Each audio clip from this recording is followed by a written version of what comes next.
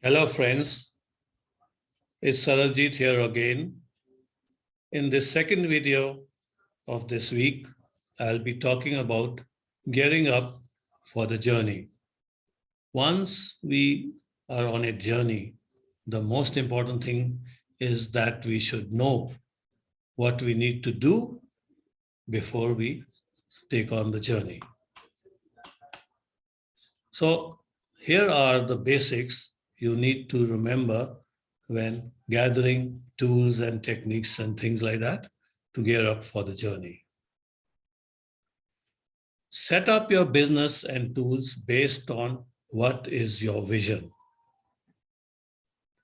When you have a large vision and want to climb Mount Everest, you need a different type of equipment and tools than if you were to climb a small hill. That's very clear and simple to remember, okay? And you need very different gears, as I just said, and you need to, remain at the base camp and plan and then move, okay? Gear up right and spend enough time in base camp, as I just said. Now, when you're in the base camp, what we mean that you need planning. You have to set up agreements within yourselves and with your suppliers and other stakeholders, and you have to make plans, get the team together, and create a strategy of how you're going to climb Mount Everest. So these are the real basics. And all this actually requires, as I just said, tools. At the same time, it requires a very good attitude amongst the two co-founders who are at the base camp. And there has to be commitment. Unless the team members are fully committed, they will not be able to climb Mount Everest. Every single one of the 2 or 3 original co-founders must be fully committed. Yes, I will reach the top. These are the real basics. And then you have to take into, your effect how you will deal with the advisors and sponsors, etc., who are there and looking forward to your reaching Mount Everest. And you understand that balance, benefit, and strategies of short-term versus long-term thinking and planning is necessary. We have to have long-term planning and thinking, not short-term planning and thinking. Long-term planning and thinking has much better benefits and gives much better strategies than if we think for the shorter term. However, strategies have to be created into tactics to overcome the obstacles we meet on the way to Mount Everest. But overall strategies do not change. They are modified to overcome objectives through tactics. Now, as I said, to climb a hill, you require very little planning, but to climb a mountain, you require to do much, much more and have a very strong vision. So here you see that there are so many unknowns on the way to the summit. And from the base camp, as we show here,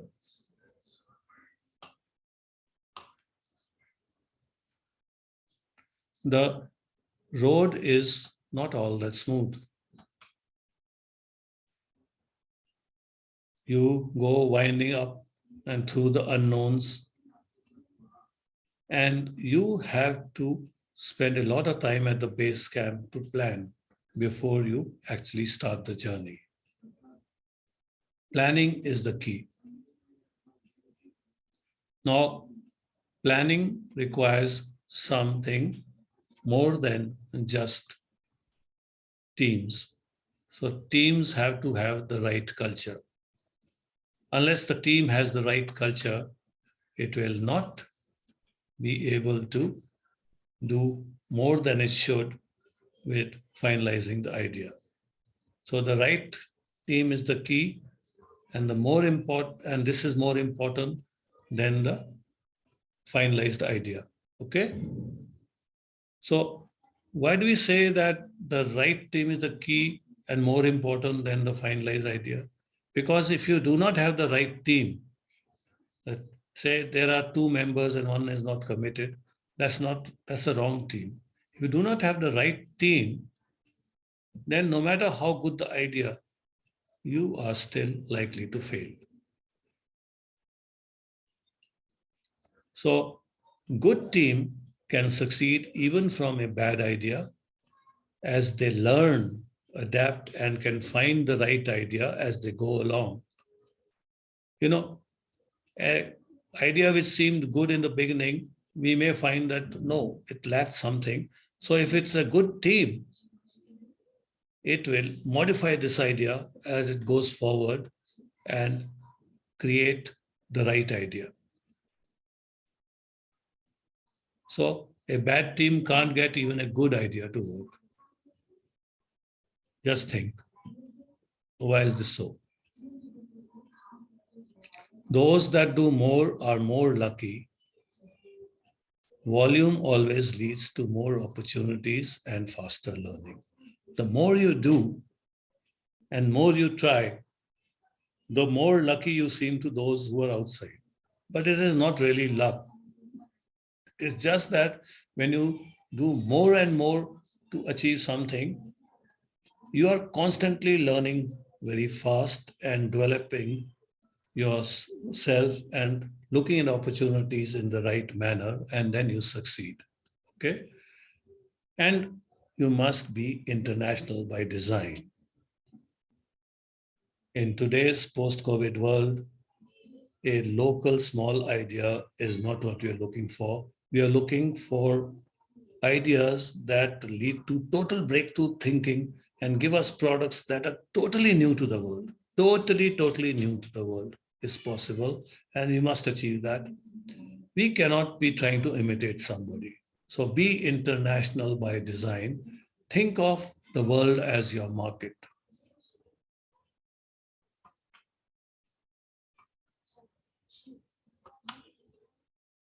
So, gentlemen,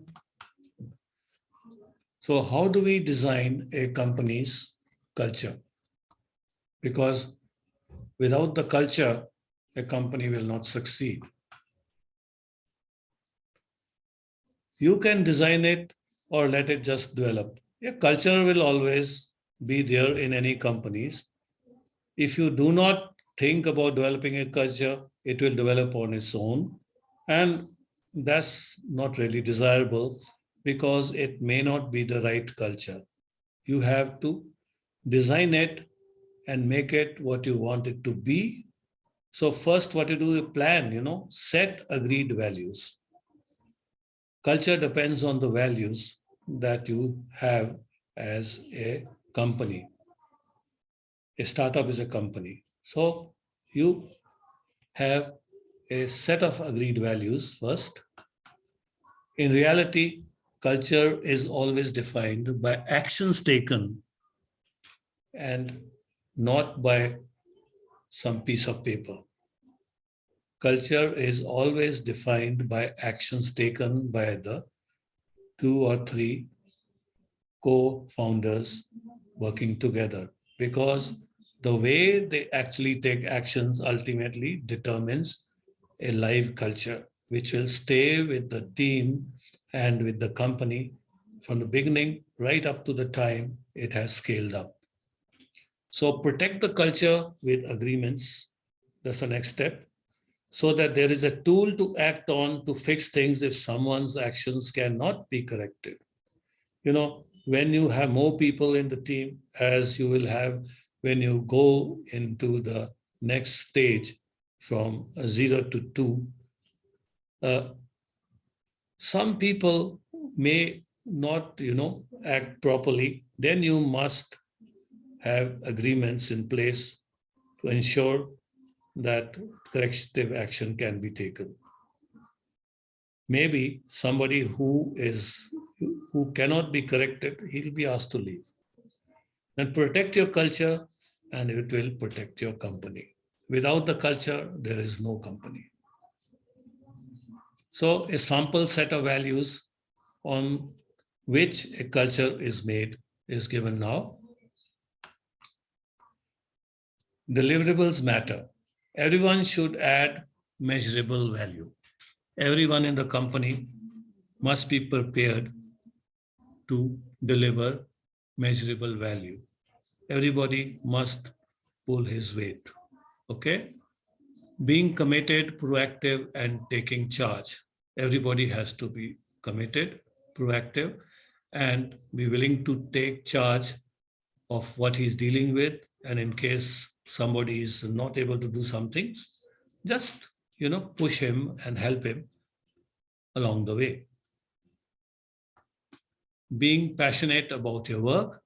If you don't care, why should anyone else? So being passionate about your work is the most important value, according to me. Okay? And using common sense in everything. Just use common sense in everything. No pontification. Use common sense all the time. And include others and leverage each other. Help each other when others need help, and thinking outside the box all the time. This is the key, thinking outside the box all the time. Then active communication, updating tasks, and asking for feedback all the time.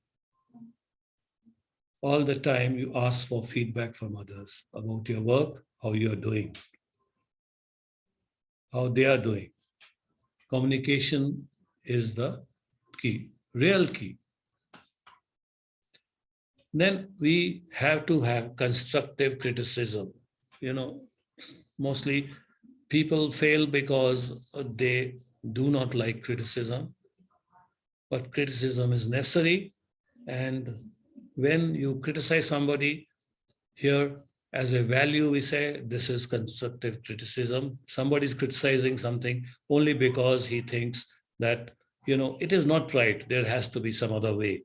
And once you have constructive criticism, you will do much better than otherwise. And there has to be total transparency and true honesty in dealing with each other. So these are the sets of values. And other two values we have are the iterative processes. And if you are unsure, ask, and don't know, say you don't know. Be truthful and honest. And all processes are iterative. You do not rest. You keep on trying again and again and trying to keep improving, all the time. Continuous improvement, continuous improvement. So these are the values a startup has to develop right from the time it starts to the formation, validation stage, and into the growth stage. And this is what it will help us to get where we want to go. So sample startup company core rules. Apart from values, we have to have some core rules. But unless we have core rules, we may not be able to get things moving in the right direction when we have a lot of people in the company. Maybe 200-300 people. When we have them, they have to all, comply with the set core rules. So the first rule is we work as a team and all our operations are highly streamlined. They are connected with each other. No, nobody is working in isolation. We do not need dark horses. We work as a team and all our operations are highly streamlined. We do not put people in boxes. New people who are hired, we expect that they will be self-motivated and valuable and were valuable in the roles that are assigned to them. They will develop the roles, in fact, develop beyond the roles. And we do not say, okay, you're a product manager, so you only look after the product. You have to look at all aspects of the product and how it connects with everything else within the company. So we do not want to put people in boxes. They have to grow and do much, much more than is expected of them. And everyone should take ownerships of their tasks, responsibilities, accountable for their successes and their mishaps. Accountability is the key and core rule. Now, an entrepreneurial team is cohesive. So focus is on building value for our customers and stakeholders as a cohesive team. Okay, we are not trying to build something fantastic just for the sake of it. We are building value for our customers and stakeholders at every stage. Unless something really builds value for our customers and stakeholders, we must relook at it and iterate till we are creating great value. Small values build-ups are not that good. We need great values when we are in the international market. No matter where we are located as a team, many of our members will be working from home all the time. So we are a cohesive team and work as one, no matter whether we are in one place or spread out across the world. We work as a cohesive team and work as one, no matter how distantly placed. And working in a company is an opportunity, not an obligation. It's an opportunity for you. That's what we tell people. Being part of this journey is earned every day, task by task, by every team member. These are the core rules. Gentlemen, thank you very much. Now, next Saturday, we will establish a vision with a worldview and connect it to object key result areas. As an example, we will take up Amazon's fantastic vision and its objective key result areas and how this has led Amazon to rule the world even much before other people have done so. Thank you very much.